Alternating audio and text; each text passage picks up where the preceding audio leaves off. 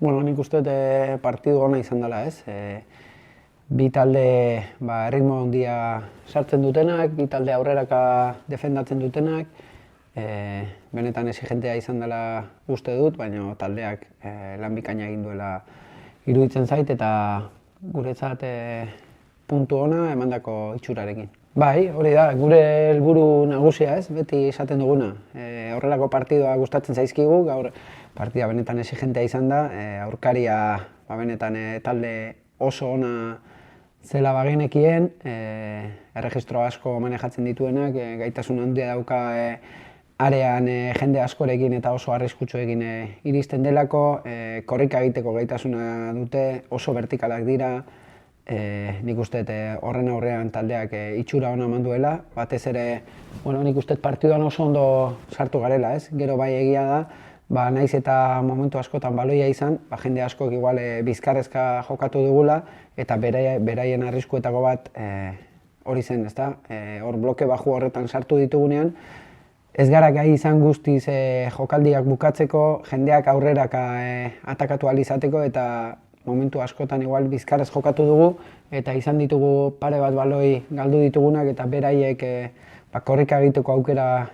izan zezaketenak, baina hala eta guztiz ere uste trantsizio horiek ondo neutralizatu ditugula eta uste partidu orokorrean ona egin dugula eta beste puntu bat gehiago hori da. Sí, creo que ha sido un partido fuerte, sabíamos de la capacidad del rival, es un equipo que para mí es muy completo porque tienen capacidad para correr, son muy verticales por fuera, luego si te hunden en área tienen mucha presencia y atacan muy bien el área. Creo que el partido nuestro ha sido bueno en general.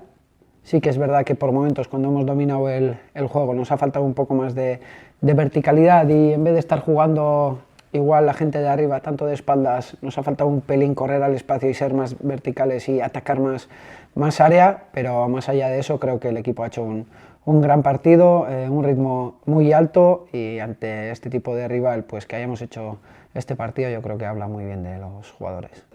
Sí, se trata de eso, siempre decimos que para nosotros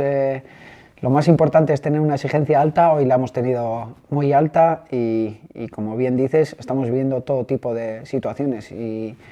nuestro objetivo es ese, de vivir cada situación de forma natural, pero sentirla de verdad, ver que cuando no hacemos bien las cosas tenemos que seguir dando